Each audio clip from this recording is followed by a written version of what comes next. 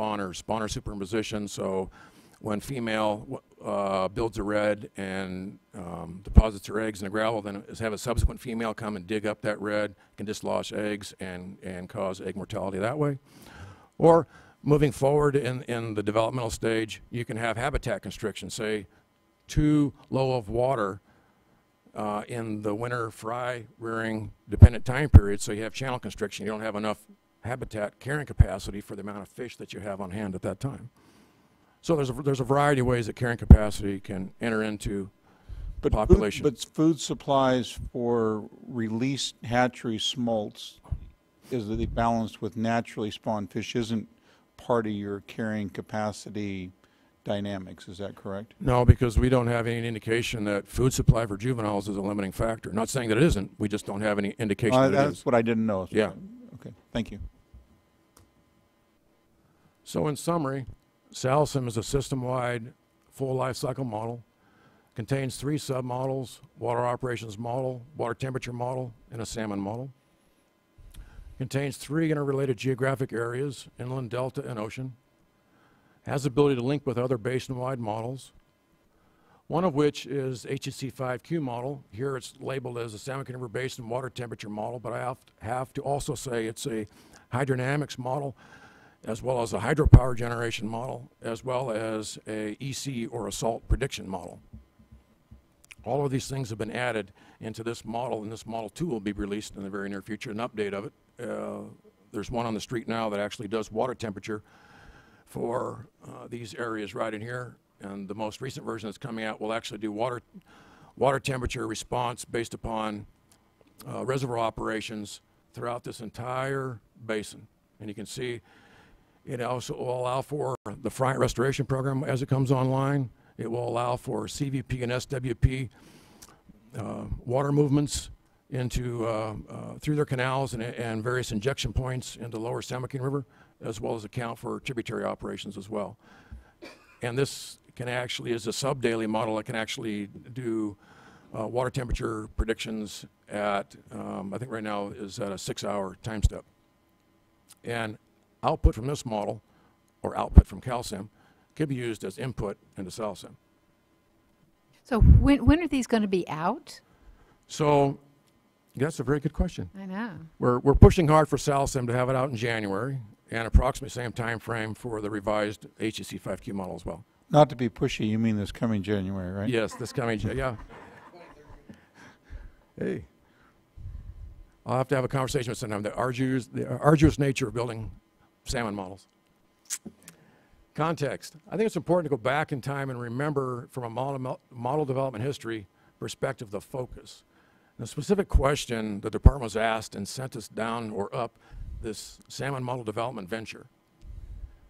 The flow standard that we were specifically asked to evaluate was flow at a specific place, Vernalis, at a specific time, spring, specific for juvenile salmon. In other words, it wasn't for some other location than Vernalis, it wasn't for some other time period than spring, it wasn't for something else besides juvenile salmon. It was specific to these 3 things. So the department submitted evidence to the board that the standard is insufficient, and you have all that information in your record. The state board, you asked us, well, what should the standard be given the context of the standard, these 3 things up here? And we said, we'll get back to you. That's what they always say. Yeah, well, so model genesis. At least you didn't say we need about $5 million more and we'll get back to you. Good. That's an improvement. Good. So in 2005, during your periodic review, we built a salmon production model. It's a standard thing to build spreadsheet models before you migrate into something more complex. And we based preliminary flow recommendations based upon this simplistic production model.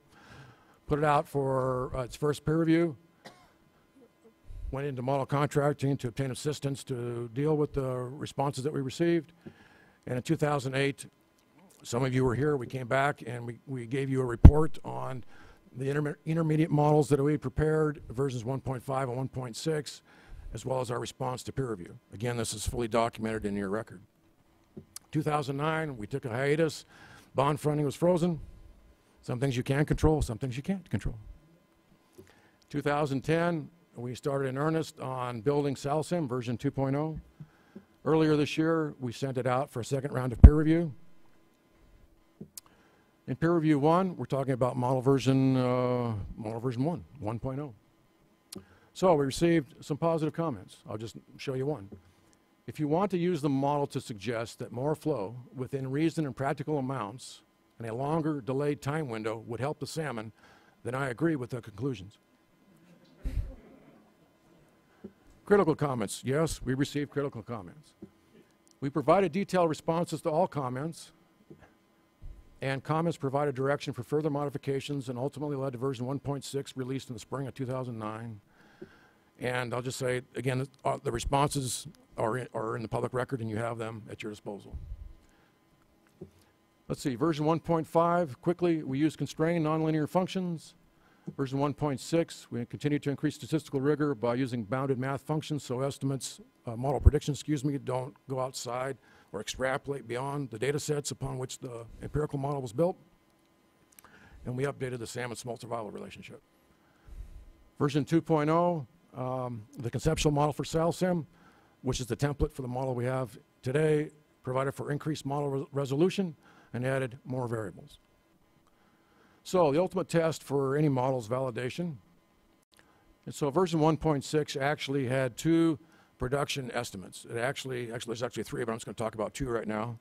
Estimate the number of adults that would be produced in a particular brood year, as well as the number of juveniles that would be estimated to arrive at Mossdale. So let's take a look and see how things turned out. So on the x-axis, we have a time series by year. On the y-axis, we have annual escapement. And red is model escapement. So if we go to the left of the line, we see that the model was built on this data set for model calibration. And then to the right, we see the model validation time period. And we see that the predictions are way off. So as a researcher, that actually doesn't trouble me per se. That says, okay, what's going on here? So given the lag time between juvenile and adult production, I go back in time to about the 2005 time period and go back to ocean conditions, which was identified as a proximate cause for the collapse of the Sacramento Basin salmon population. And I think that's probably the cause of what's going on here. So if I were to update this aspect of version 1.6, then I would add ocean conditions. That problem's been taken care of, and we've added it in version 2.0 and accounted for this variability. Does this result right here render version 1.6 useless as a management planning tool? No. Why? Let's go to juveniles.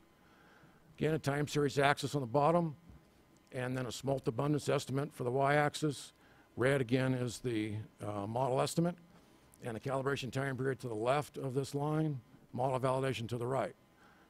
So as I look here, yeah, I'm a little off here. It looks like in 2006, but I like what this model's doing. It's going up when it's supposed to go up, and it's going down when it's supposed to go down, and it's going up when it's supposed to go back up. And so if I were to look at this here, I would say, and if we were using 1.6 moving forward in the future, then because these 2 estimates right here are lower than these estimates over here, we would refit the statistical models and come out with a version 1.7. Doesn't render this unusable as version 1.6. It's still usable for the juvenile abundance estimation aspects of it. So let's go back to SalSim, version 2.0. In 2011, at NOAA's request, there was a peer review panel that was assembled, and it called itself the Salmonid Integrated Lifecycle Models Shop. And the peer panel developed a large report, and they developed several recommendations, and they encapsulated them in this quote right here. Our general recommendations are grouped under the categories of philosophical, communication, technical, and ownership.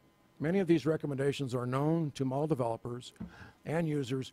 We stated them here to provide a blueprint for future model development and for those readers who may not be familiar with the process of model building. So we took this peer review at face value, and we utilized their I'll spit that out yet, blueprint, and graded ourselves against that blueprint. So here we have the 4 categories: philosophical, communication, technical, and ownership. Possible score here, our score, 88%. This affirmed to us that we were on the right path in constructing SalSim. So peer review 2, this is for model version 2.0, SalSim. So the process consisted of an open peer review where we submitted the model and documentation to a independently chosen panel, we didn't pick the panel members, gave a presentation to the panel, and they produced a report. We received comments and recommendations, and the model was updated to reflect these peer review recommendations. And the peer report and DFG's response will be released with the model, all in one package. It's all coming out in one big shebang. In January. We're shooting hard for that goal right now. Next steps. Okay, we prepare response to peer review, completing final computer programming, finalizing model calibration and validation, finishing model documentation, again, 2013. In summary, the standard in question dictates the model needed. If flow, then use a model with flow. Model version 1.6 directly addresses the Salmon River South Delta inflow question. 2.0 addresses South Delta, Salmon River, and trib flow questions and addresses multi-ecosystem questions.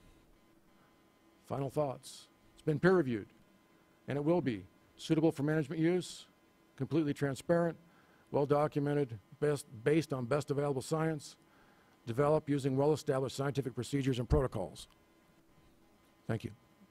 So what's left to do? Why, I mean, you say you were aiming hard at January, but the implication is it might not be January, it might be February, or it might be March. What are the things still left to do?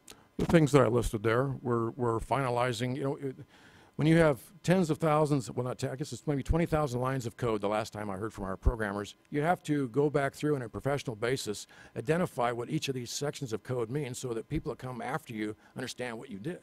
So we're doing things like that, and there are things that I can't control. I could get sick, a programmer could get sick, and there's just things that I can't control. So I didn't mean to put a big question mark around it. They're just things I can't control. Thank you, Dean.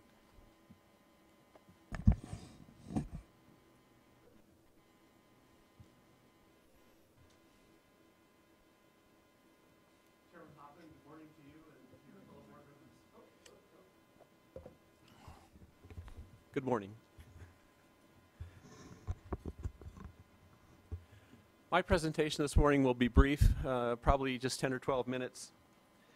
And the purpose is really just to emphasize some of the key points that we made in our written submittal for the purposes of this workshop, relating to the use of biological models in your Bay Delta Plan review and update process. So my comments will be focused on smelt-related models and methods, including some specific biological model recommendations. And I'm also intending to provide some general observations regarding the use of biological models from our perspective. And I think the most important point of my little talk this morning is to convey our belief that collaboration between the board staff and the board and interested parties like ourselves is really the key to successful biological modeling in this case. And I think the invited panel said that more articulately than I did, but we really think it's important. So I have specific comments about these four methods or models. The first two are, relate to the assessment of entrainment at the CVP and SWP South Delta intakes. And then the last two relate to life stage specific flow-related effects modeling and assessment. So first, I just want to talk for a minute about the salvage-density method of entrainment assessment. This is a very simple and transparent method of assessing entrainment associated with alternative export schemes. And it's probably best used for reconnaissance level comparisons of alternatives because it is somewhat crude, but its simplicity makes that easy to do, and it may give you a direction to go in some cases. It uses time-specific estimates of salvage rates, that is the number of fish salvaged divided by the volume of water exported in the same time frame. And typically people use this on a monthly time step, but it could be done on a shorter time step if necessary. There are certainly assumptions associated with this method. For example, that I think it assumes there's a linear relationship between exports and salvage, and also assumes that things like pre-screen loss and screening efficiency remain fairly constant between conditions. And those probably aren't true most of the time, but again, for reconnaissance level efforts, it still may have some utility.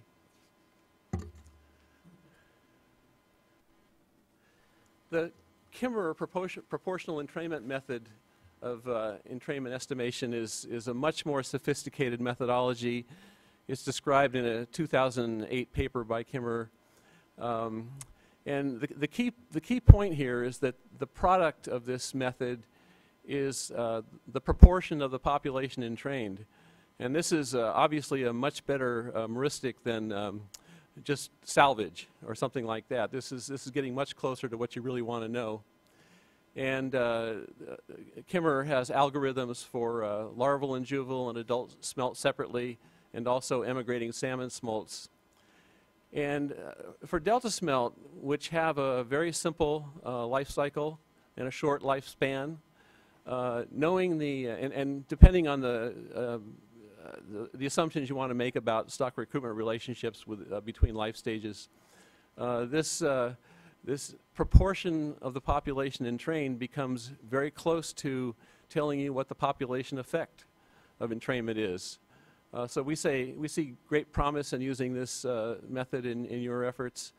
And I should say that the Bay Delta Conservation Plan effects analysis is pursuing a real robust adaptation of this method for use for their effects analysis. And that'll be available to you and your staff going forward.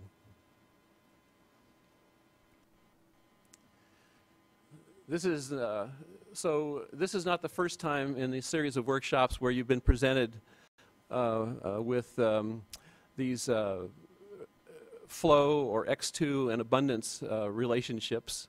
I've presented them myself to you, and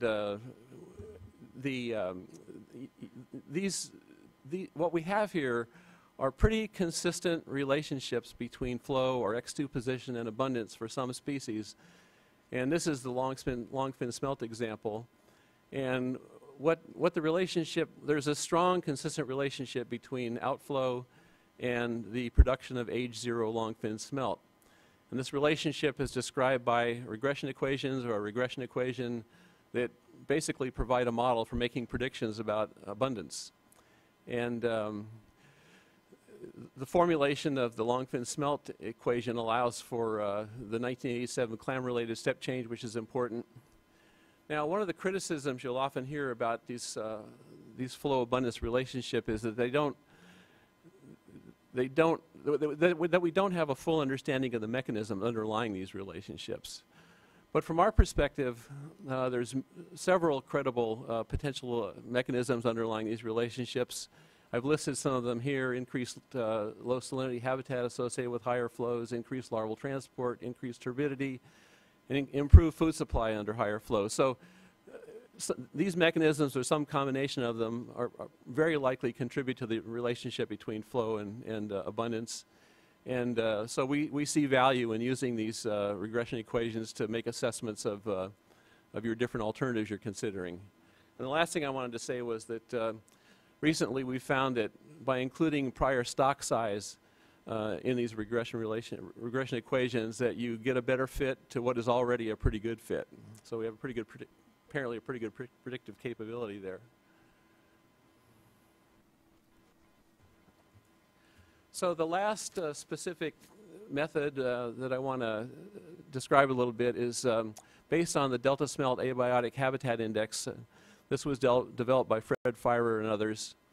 And you know, from our perspective, what this does is describe a basic building block for the Delta Smelt population, which is the conditions for juvenile survival.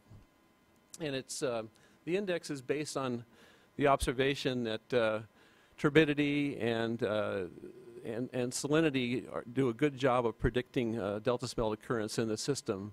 So what we have here is a salinity component of this abiotic habitat, which we have a good capability of requiring or of estimating with our physical models. And we know that the size of this salinity habitat increases as flow increases. We also know that as this habitat area moves downstream, the turbidity component of the index is enhanced. So we have... Is all turbidity created equal? I mean, you've got turbidity from biological factors and you've got turbidity from siltation. Is one a surrogate for the other? Aside from the value of the food supply and the biological... Yeah, they aren't all created equal. And I think, whether they, they may serve the same purposes regardless of their, for example, if the benefit is avoiding predation, then maybe it doesn't matter where the turbidity comes from. If the turbidity comes from food, then it might make a difference. So you can see it kind of depends. It always depends, right? So the answer would be one can be a surrogate for the other as long as there's enough food for... Yeah, and depending on the question you're asking, So. It's not a loaded question. I mean, we talk about turbidity as turbidity, but it really comes from different sources or a combination therein. It definitely does. Thank you. Yeah. Let's see. So I wanted to make sure I mentioned that this habitat index does not address the biological components of habitat. That's often pointed out. And it would be a mistake to say that this index explains most of the variation in juvenile delta smelt abundance, but it does explain a significant part of it.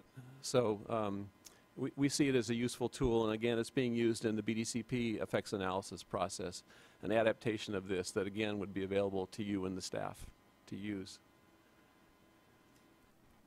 Oops. Now what have I done?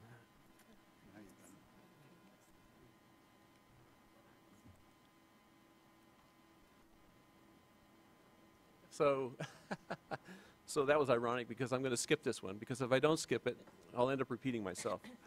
So, so I want to talk a minute about life cycle models in relation to smelt. You heard Pete Smith this morning mention that people are working on a full life cycle model for delta smelt. My understanding is, and I could be wrong about this, but my understanding is that the release of that is not imminent. So it may not be available in your time frame. I think that's probably uncertain. And so, where that probably leaves you is kind of where we are in the Bay Delta conservation process right now, is just trying to figure out how to roll up, across life stages and among stressors, to try to come up with a net effects analysis in some qualitative way, or using conceptual models or that kind of thing, and it's difficult. And it would be nicer to have a life cycle model that we all believed in, and that would kind of be the holy grail. But I don't think I know we don't have it now, and I'm not sure we're going to have it in your time frame. So that's something to keep in mind. And I thought I'd just talk for a second. Why is this life cycle modeling so hard? Particularly with respect to smelt. The needs of the model for data may be high, and we may not have the data to provide it, and in some cases may never be able to provide it. And for statistical-based life cycle models, sometimes you just don't have the strong covariates that you need to put together an accurate model. And this has been said several times today, but if the life cycle model doesn't have flow variables in it, then it may not do you any good. And it's possible for that to happen in a statistical model where the flow variables aren't among the strongest of the variables, but they still may be important, but they're not in the model. So that's something to keep in mind. And it's also important to keep in mind that life cycle models can be very sensitive to your assumptions about stock recruitment relationships for the life stages in the species. And honestly, with smelt, I think we don't really understand those stock relationships very well, stock recruitment relationships very well at this point. So it'd be hard to trust your result for a life cycle model at this point. So we're all hopeful about the models that may be coming, and hopefully they'll come soon. So I just want to finish today by making our most important pitch here. And I think you heard different versions of this throughout the morning. And that is, that collaboration on the selection and use of models is, we think, critical, and I think everybody thinks it's important. And we think this ought to be the case for both physical and biological modeling. And we're suggesting that you establish work groups. I think somebody else called them something different this morning, that follow these modeling efforts along the way, providing perspectives from different interested parties. And I think you'll find you'll get a better result if you can do that. And a lot of that has gone on in the BDCP process, I think, to good effect. And the great things that can happen in these work groups are, seeking consensus on the best methods to use, modeling methods to use, and the inputs to use. Ensuring, and Dean brought this up, ensuring that we all agree on what the questions are that are being asked, because the questions are the key to which model to use. And, I think it's very important, and again, this has been said today, that people go into this with a clear understanding of what the assumptions are and limitations are of the models you're choosing to use or choosing among. And finally, and I didn't hear this said exactly today, and I think it's very important, and that is that experts on the data sets being used be consulted during the use of these models. I've had the experience myself of taking a look at a model that has been developed and written up and published and reviewed, and there it is, it's in front of you, and you look at some of the use of the data that you're very familiar with, and you see that it's just not, they don't understand what they've got.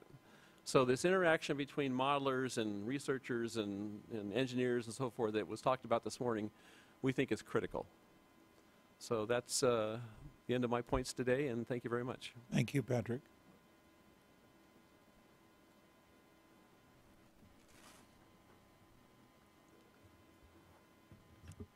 Hello again. I'm John Don Soikon, representing NOAA Fisheries, and I'm going to be talking a little bit about a flexible multi-input life cycle model that we've developed for winter-run Chinook salmon focused on the Sacramento River.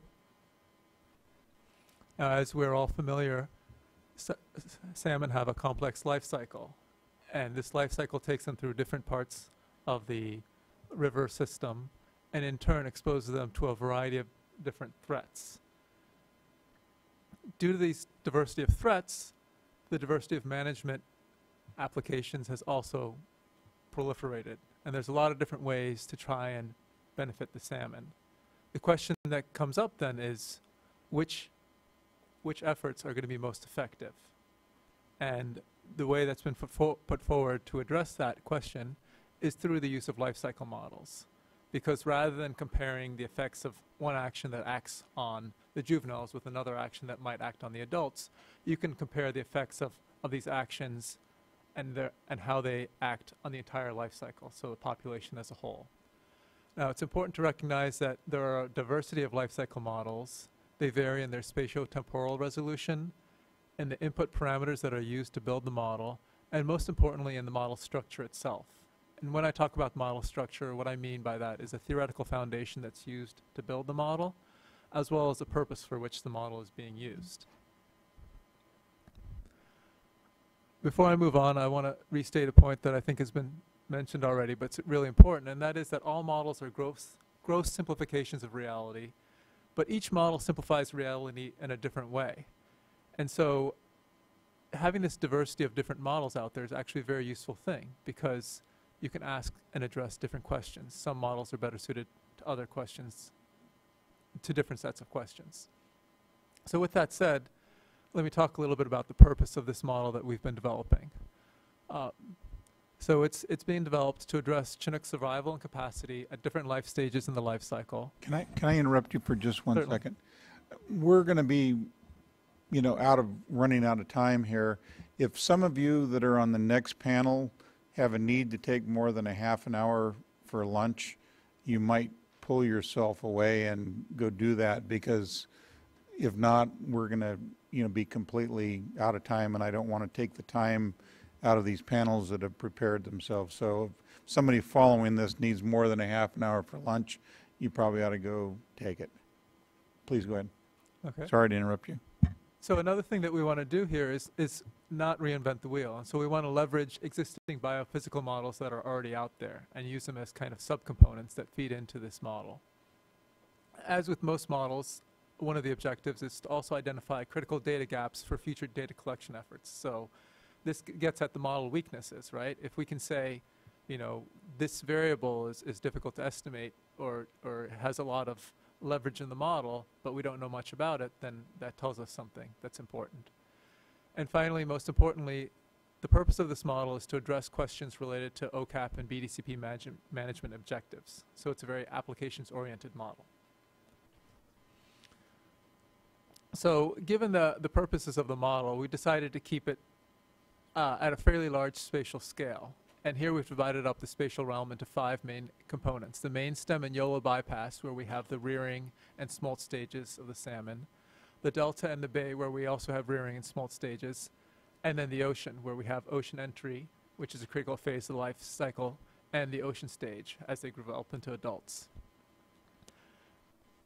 And the biophysical inputs that are being used for these different life stages vary. So in the main stem and the YOLO, we're using HEC-RAS and SalSim inputs to give flow, temperature, and Manning's N data. And the Manning's N is a measure of bottom roughness, which is a way of estimating habitat suitability for nesting and for the juveniles.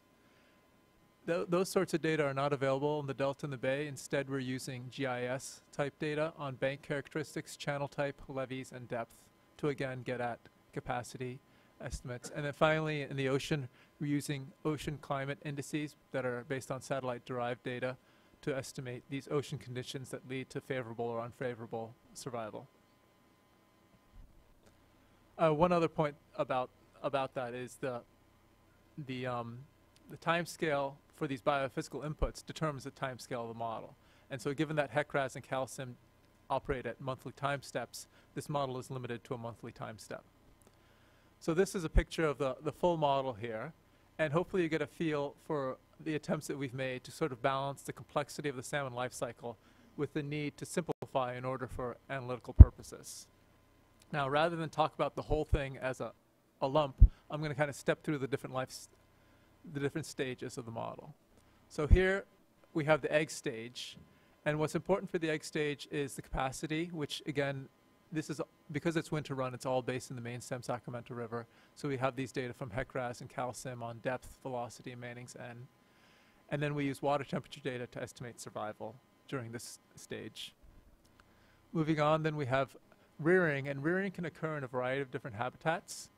We have movement between these habitats of the newly emerged fry that is both flow dependent, and this is if you have a strong flow pulse, it'll actually move the juveniles downstream. But there's also some flow independent movement, and this is to account for the inherent life history variation that there is amongst individuals here. Some individuals just have a tendency to move farther downstream and rear in different habitat types. And again, as I mentioned, we have capacity in the river and floodplain and in the delta and the bay, and these capacity estimates are calculated differently in the two areas because of the data availability. And then finally, we're also looking at survival, and the main factor controlling survival in this rearing stage is water temperature. The next stage is the smolt stage, and here the focus switches from capacity to survival, and the factors that we're incorporating into this are flow, exports, and temperature. Ocean entry, again, is a critical phase, and here survival is influenced by climate as well as habitat of origin. And we include habitat of origin because we know that survival upon ocean entry is size dependent during certain years. And so we know that salmon fry grow better in certain habitats than others. And so there's this interaction between where they reared and whether it's a good year or not that affects their survival. And it looks a little bit something like this. So if you have a good year, it doesn't really matter where you reared. Survival is relatively high and uniformly high across rearing habitats. If you have a bad year, however, your size, which is linked to where you reared, is important, so that if you reared in better habitats, you have a higher probability of survival. Finally, we have this ocean stage, which incorporates survival, and there's some year-to-year variation as well as age-dependent variation in survival. And we have these maturation rates, which also vary slightly from year to year. So just to give you an idea of the applications of this model, we ask a very basic question: how do management actions intended to increase delta capacity affect the salmon? And here I'm going to talk about two different types of effects, direct and indirect. So in terms of direct effects, here we have abundance along the x-axis and frequency, or the number of individuals, along the y-axis. And if you see that the base model is in pink and the increased delta capacity model is in blue, if we increase the capacity, the whole graph shifts to the right, which, as you would expect, if you increase capacity, you should have greater abundance. But it's encouraging to see the model is behaving as it should be. What's interesting is the indirect effect of this. So again, we have abundance on the x-axis and frequency on the y-axis. And this is looking at the doomed fry, the fry that cannot find a place to rear because there's just too many of them for the habitats that are available. Here, the whole graph shifts to the left. So if we increase delta capacity, the number of fry that are doomed to die because they can't find a place to rear declines. So this affects the entire system just by changing one component of the model. So some relevant information. The current model is due to be completed by the end of this year, and it's robust, but there is some room for improvement. In particular, the Manning's N values that we've been using for habitat suitability are not ideal. They're what we have. They're the bank type GIS later that we're using, again, for capacity in the bay and the delta is also imprecise. And the migration survival estimates that we have are limited just because the data are limited. So we're already thinking about next steps in the second version, which is planned for the late fall of 2013. And here we hope to have better estimates of habitat suitability by incorporating bathymetric data based on sonar and by using bank type data that are based on LiDAR. Also, we hope to have more precise estimates of migration survival by building a model based on a theoretical foundation based on the XT model, which says that both distance traveled and time affects survival, and using a modified particle tracking model in DSM-2. So as was mentioned before, one of the uses of this PTM model is that you can introduce behavior so that you don't use just the passively moving particles, introduce behavior into these models, and then see how they perform. We plan to compare the performance of these models with the empirical data that we have based on coded wire tag and acoustically tracked fish to see which behaviors are causing the particles to behave like the fish, and therefore develop a model that is fish-like in its behavior. And with that, I'll acknowledge the funding sources we have, as well as our collaborator, Wayne Wagner, who provided one of the temperature models for our thing. I asked the first panel if there was any introspection of modelers. It was nice to see you being critical of some of your data and some of the flaws therein, so thank you. And do you work with this SalSim model? So we do not work directly with them. We've been working on the Sacramento side because we're dealing with winter run Chinook. Okay, so we plan to expand this to other groups, and certainly there's plenty of opportunity I mean, for collaboration. Dean, is there any value in you two talking to each other more? There's always value in collaboration. One thing that I should mention is we have several workshops planned for this version 2 of the model, in which we'll be inviting technical experts from different areas. So that will hopefully provide opportunities for collaboration so that we're not reinventing the wheel and trying to do what Dean has already done. Or vice versa.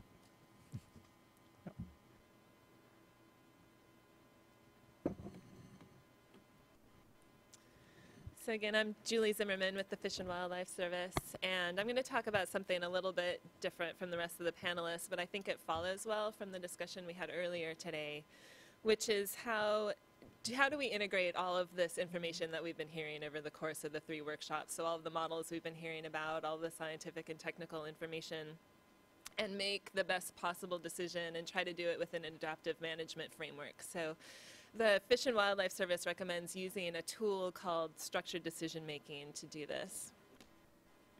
And today I'm going to talk just a little bit about what it is, some of the key elements, how it might be used in this process, and then just a brief example of how we used it on the American River in the Spawning and Rearing Habitat Restoration Program under the Central Valley Project Improvement Act.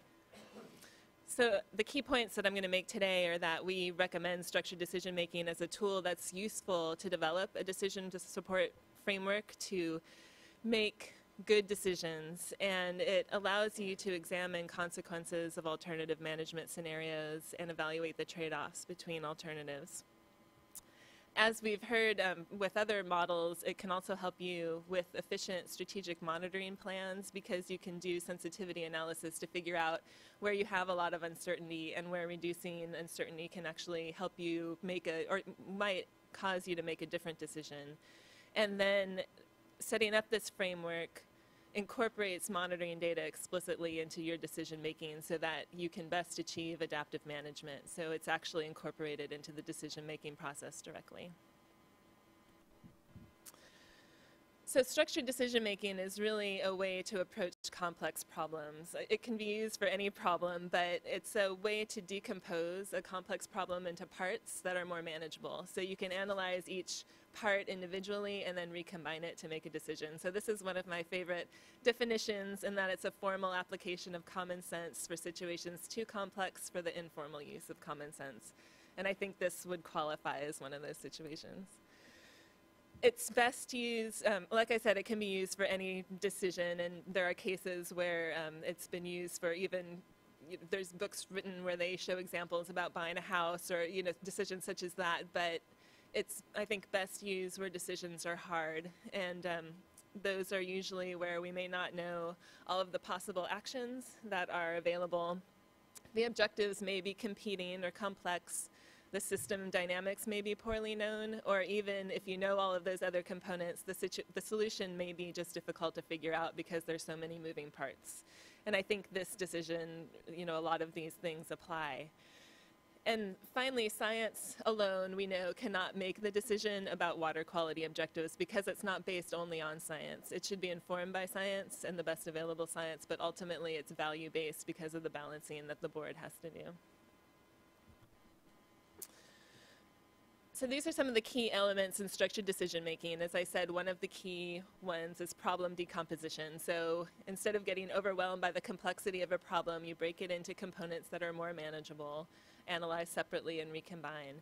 But then it's also values focused. So your objectives, which are related to your values, need to be discussed first and should drive the rest of the analysis.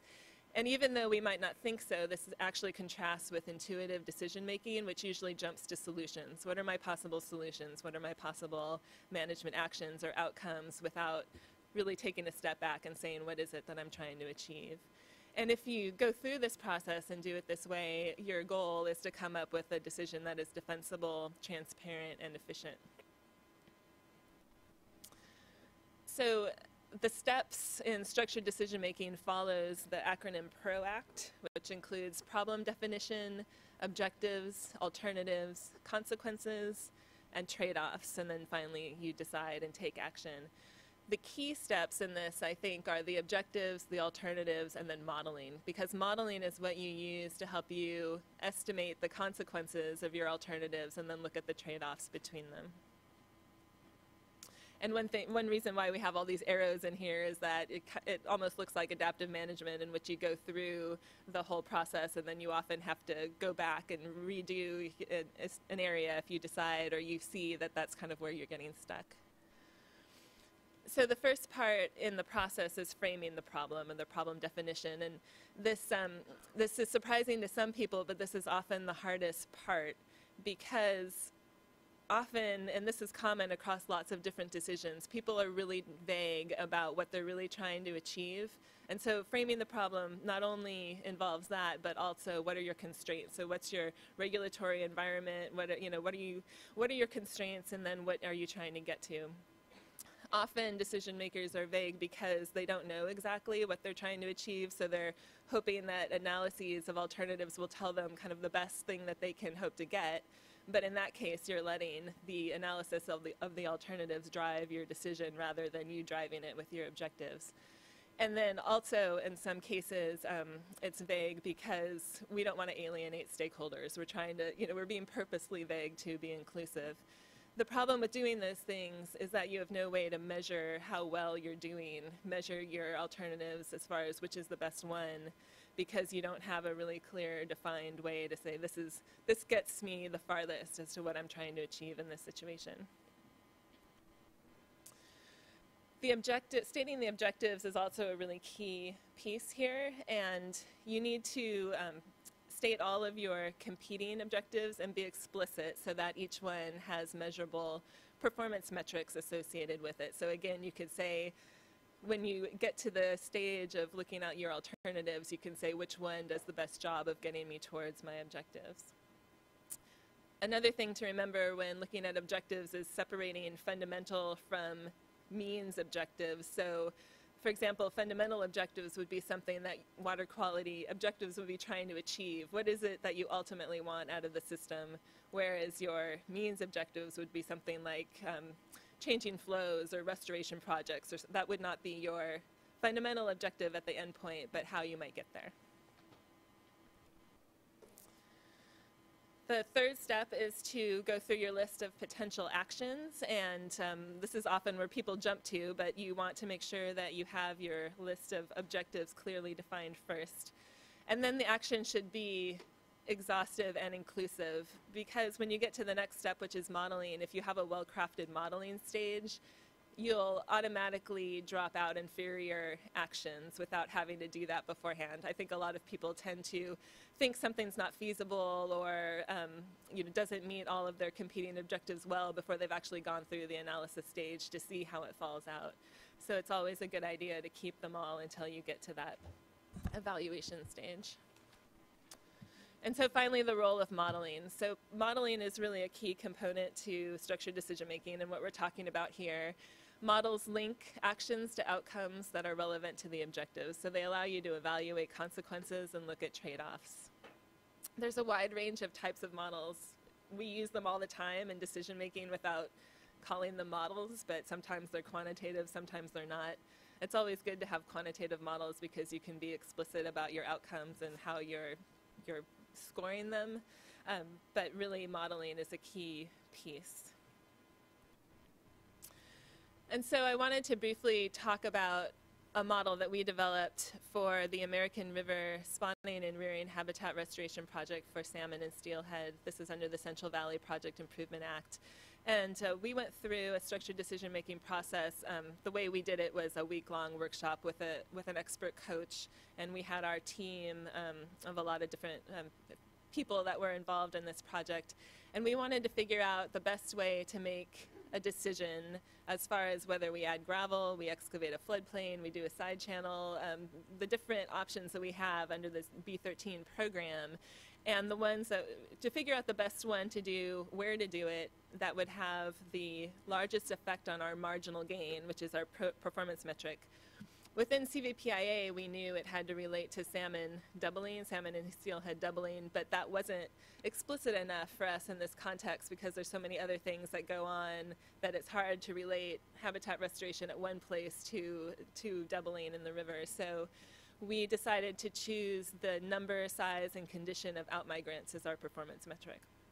And so I won't go through all of the parts of this model, but we have 4 different components, which are habitat availability in blue, fry emergence in orange, potential juveniles in purple, and then system dynamics in green.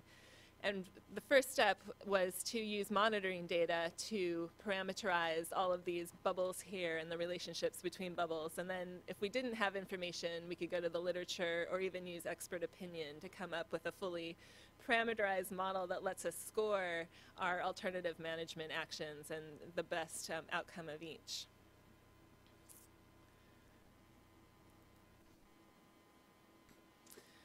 So there's a lot of literature that's related to structured decision making out there, and there's certain areas where it's been used more than others. One of the emerging ones is in water resources management. So there are actually quite a few recent papers that have come out with case studies. Another one that's been used for small projects or small programs as well as large ones. It's used as the basis for harvest management of migratory waterfowl within the Fish and Wildlife Service. So that's kind of a large international one. But there are some best practices that have come out in the literature for how this might be used best. So This lists a few of those that I think are applicable. Restoration problems are multi-objective decisions, and that's really what it helps us go through that process, because we can look at competing objectives and evaluate our alternative actions related to each of those. We shouldn't expect experimental results alone to lead to clear restoration choices, because they don't get into that value side of it. What are we actually trying to achieve on all sides? It's important to implement adaptive management within a structured decision-making framework, and I think that's one thing that I forgot to mention when I was talking about this model is we are using sensitivity analyses of our model on the American River to figure out where we have a lot of uncertainty, that if we reduce that uncertainty, it would help us make a better decision. And so that's where we're focusing our monitoring. But then also each year, our monitoring data goes back into that model and further refines it, so that each year when we make another decision about what to do and where to do it, it's refined by the data that has been collected all along. So it formalizes our adaptive management process. And then finally, long-term experimental programs should be responsive to changing information and values. And so if you're interested, we have some experience in implementing this approach, and we can provide some names of expert coaches and talk more about actually how to do it. But it seems like a good way to create a defensible, transparent process for actually coming to a final decision. Thanks. Thank you, Julie. Any questions? Do you have other speakers on your panel, Patrick, or just backups?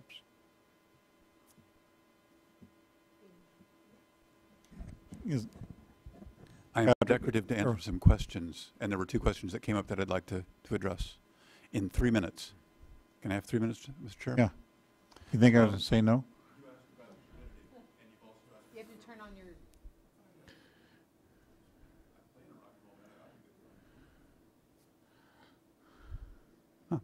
Now? Yeah. So you asked about turbidity, and I just wanted to address that the function of turbidity changes with season. So, for instance, we're really concerned with first flush, and you've raised that, Mr. Moore has raised that question before. And of course, the first flush happens in the winter, and in that time, sediment is the main thing that causes turbidity, which is true for most of the time. So, but you asked specifically about surrogates, and in the raising larval smelt, the larval smelt facility uses clay to substitute for what they think is really a food-based turbidity, and it works just fine. The fish feed with that kind of. So yes, I would agree with Pat concluding that they are probably interchangeable, if not surrogates for each other in a lot of the functionality. But there are certain seasons in which you're going to wait a long time for a food bloom in December or January. So there's some functionalities that I think you can just think about. But it brought to mind, you have also raised the question about how to trade off between new issues. And I had two of the best work days of the last year, at least, working on what was raised by one of the panel members earlier about Prospect Island. And we had a bunch of models. We used something like the structured decision-making process that my colleague described.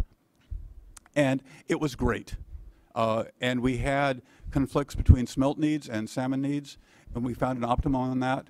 It was a true table of people trying to figure something out, and it did not have anybody there whose ox was going to be gored. And it was a very